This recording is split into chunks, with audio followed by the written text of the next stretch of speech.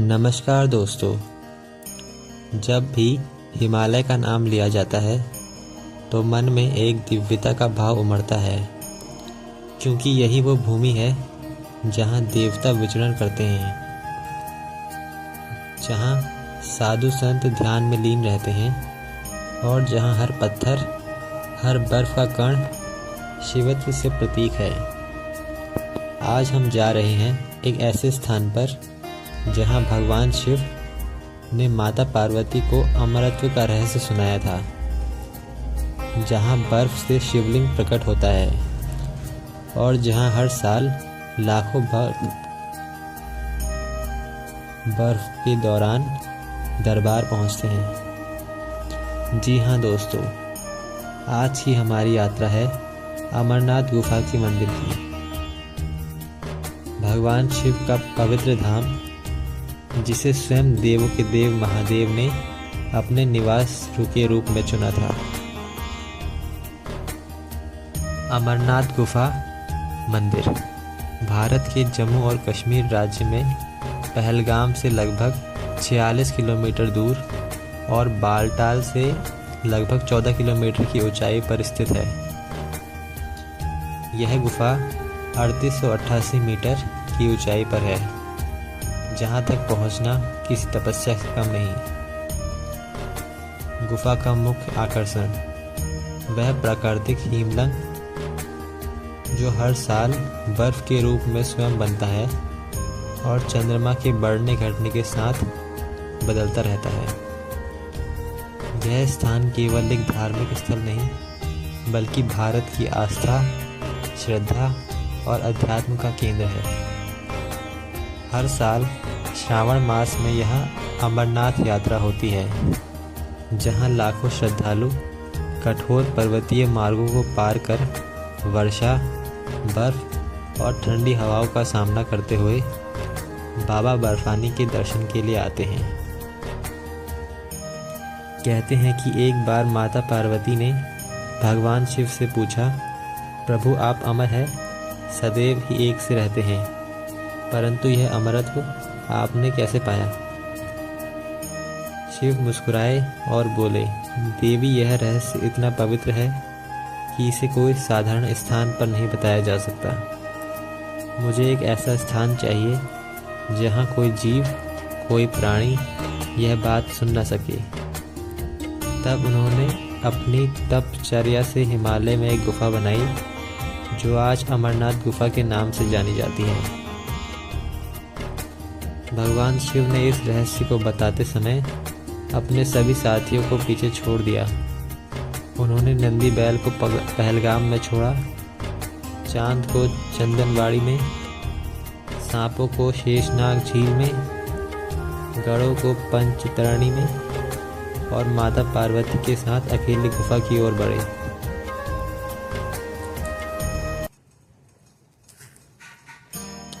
गुफा में जाकर उन्होंने अपनी जटाओं की आग से आग जलाकर पर्यावरण को गर्म किया और फिर वहां माता पार्वती को अमर कथा सुनाई।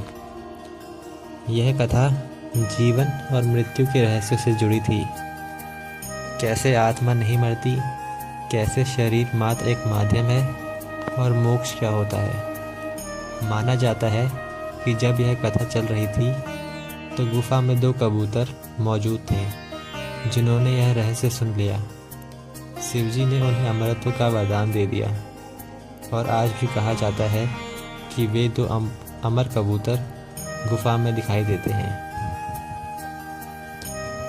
गुफा की खोज, बूटामल की कथा।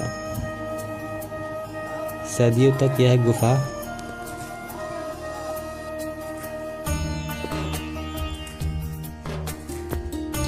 बर्फ और पहाड़ों के बीच छिपी रही। लोगों की इसका अस्तित्व तक नहीं पता था। कहते हैं कि लगभग 15वीं शताब्दी में एक गडरिए, जिसका नाम बूटामल था, उसे एक दिन रहस्यमयी साधु मिला। साधु ने कहा, बूटामल, तुम एक दिव्य स्थान की खोज करनी है, जहाँ भगवान शिव ने हर वर्ष प्रकट होते हैं। जाओ, पहलगाम की पहाड़ियों में उस गुफा को खोजो। बूटामल ने जब यह जाकर देखा तो उसे सिर्फ बर्फ से बना शिवलिंग दिखाई दिया। वह तुरंत गांव लौटा और सबको बताया। फिर से यहाँ जब सब लोग साथ गए तो उन्होंने भी वही चमत्कार देखा। तभी से अमरनाथ गुफा प्रसिद्ध हुई और आज तक हर साल लाखों लोग यहाँ पहुँचते हैं। गुफा की संरचना और प्राकृतिक अद्वितीयता।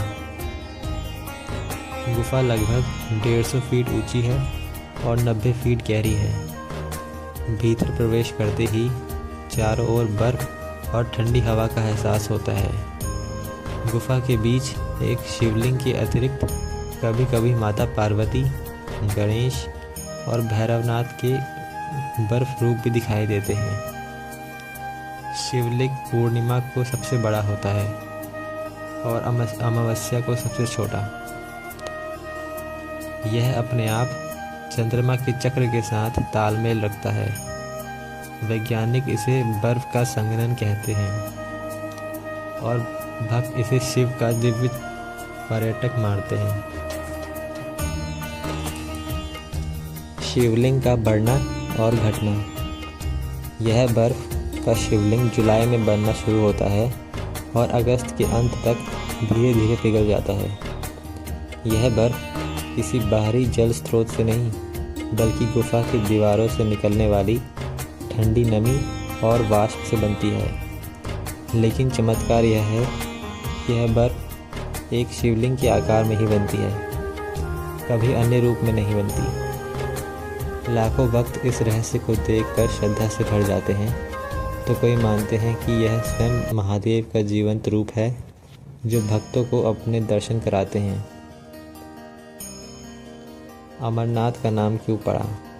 माता पार्वती को अमर कथा सुनाने के कारण इस गुफा का नाम पड़ा अमरनाथ, अर्थात अमरता के स्वामी। यह नाम केवल स्थान ही नहीं बल्कि एक दर्शन है कि शिव अनादि है, अनंत है और जो उन्हें समझ लेता है वह भी अमर हो जाता है, क्योंकि वह आत्मा की सत्य को जान लेता है।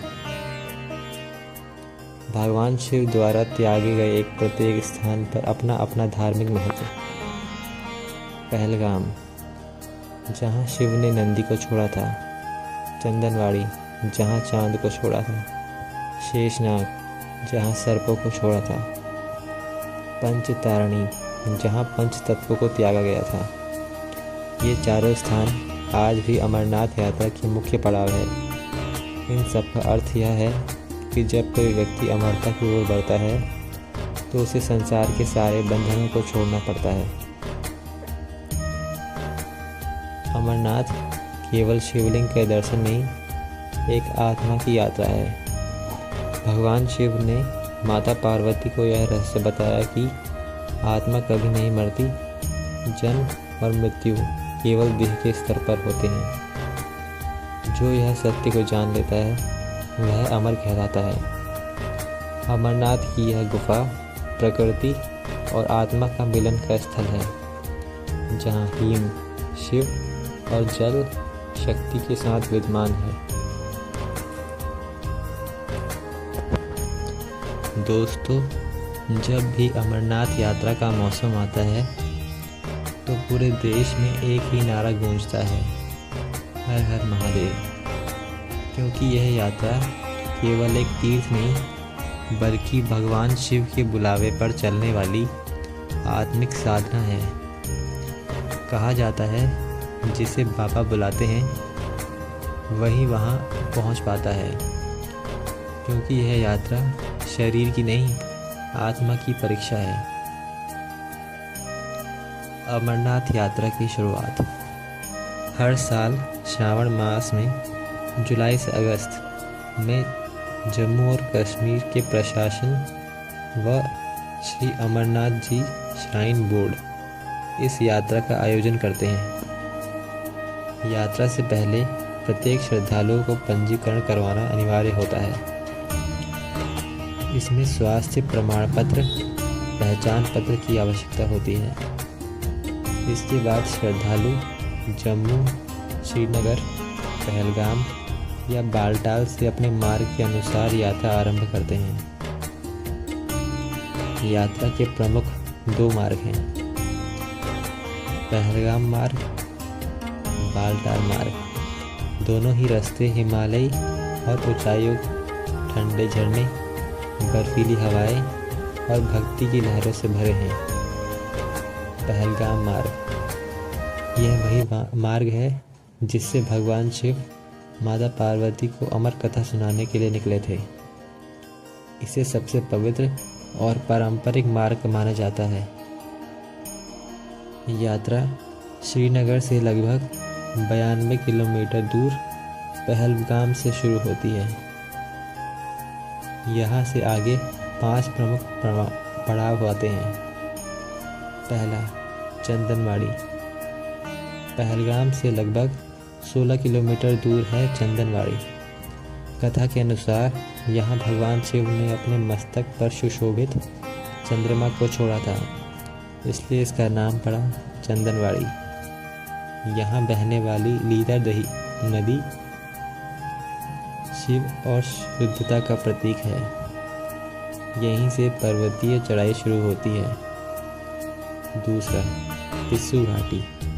चंदनवाड़ी से आगे है पिस्सू घाटी। इसे पिशाच घाटी भी कहते हैं। एक बार देवताओं और राक्षसों में युद्ध हुआ। यहाँ असंख्य राक्षस मारे गए और उनकी आत्माएं इसी घाटी में विलीन हो गई।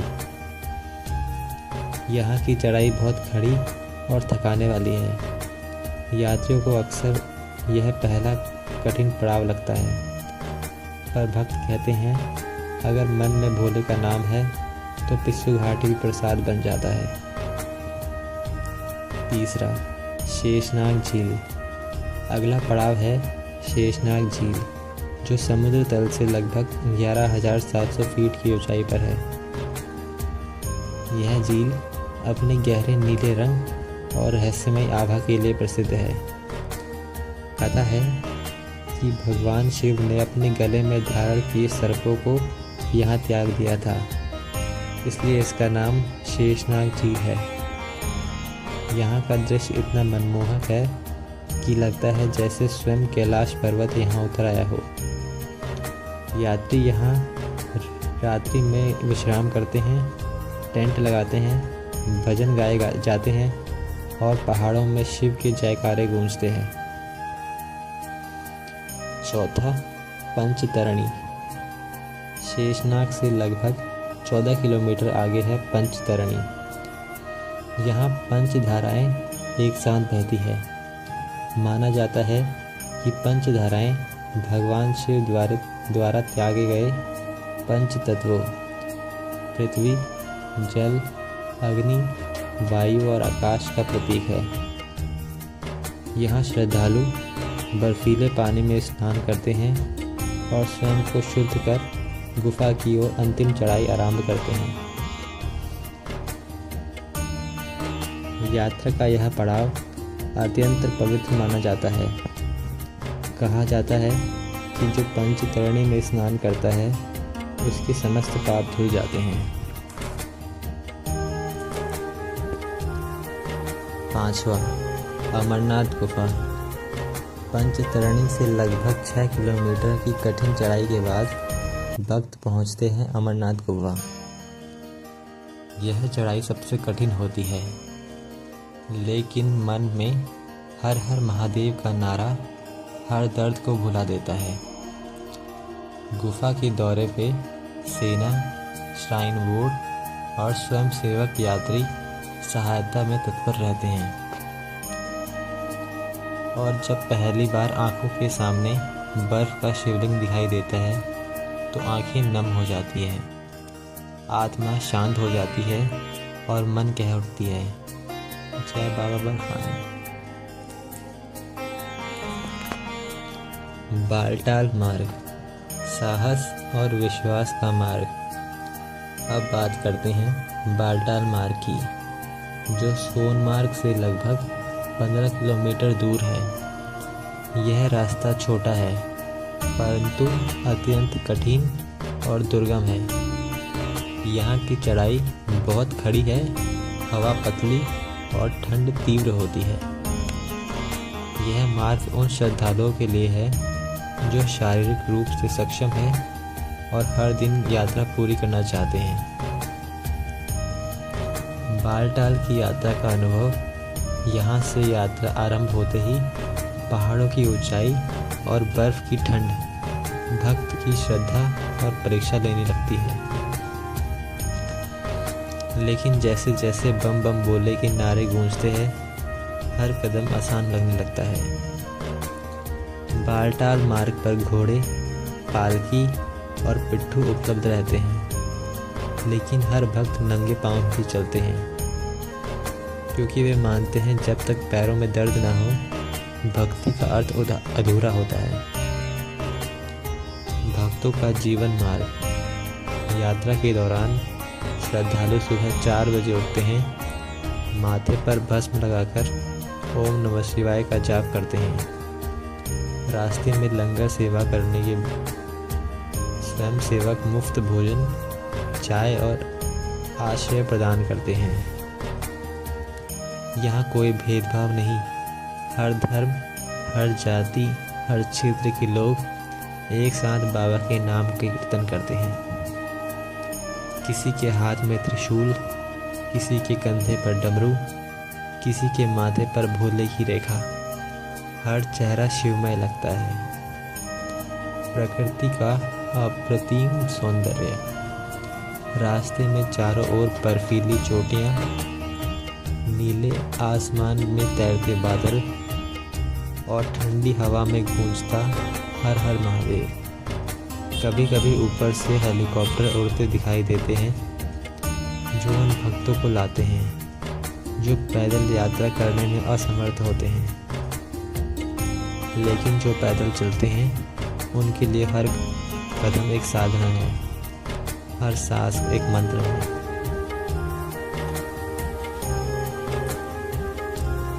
अमरनाथ यात्रा का आध्यात्मिक अर्थ।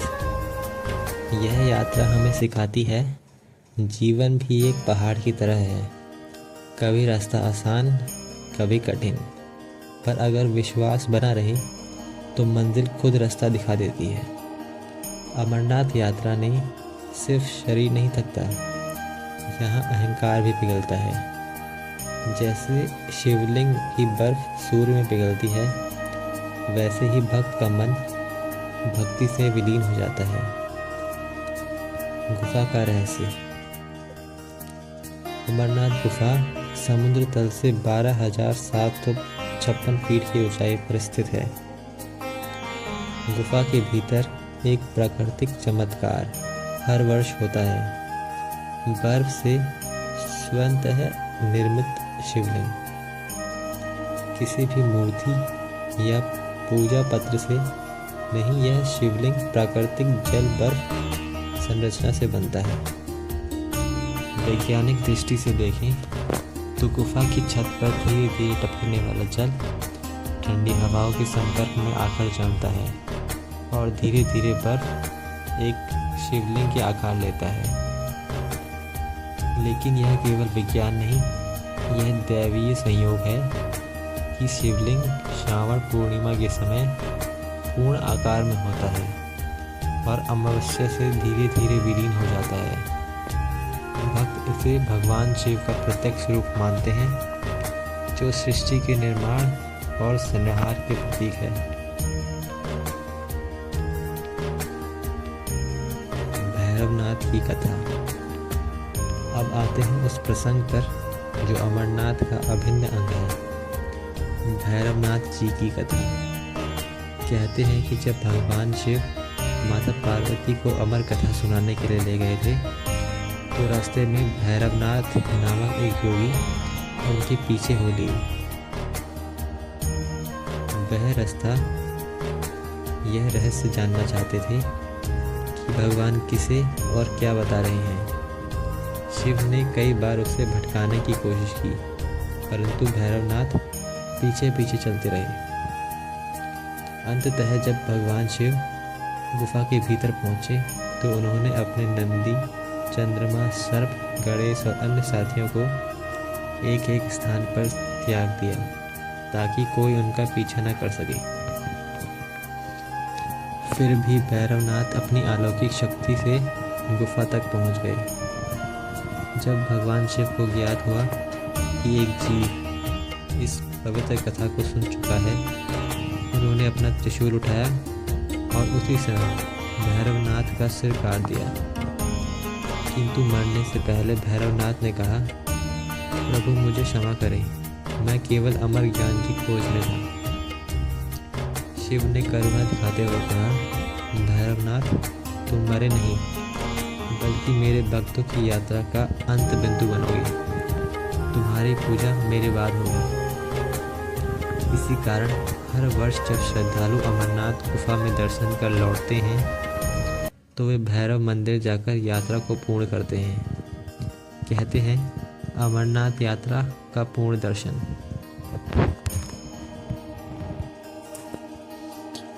गुफा के अद्भुत चमत्कार। शिवलिंग का आकार बदलना।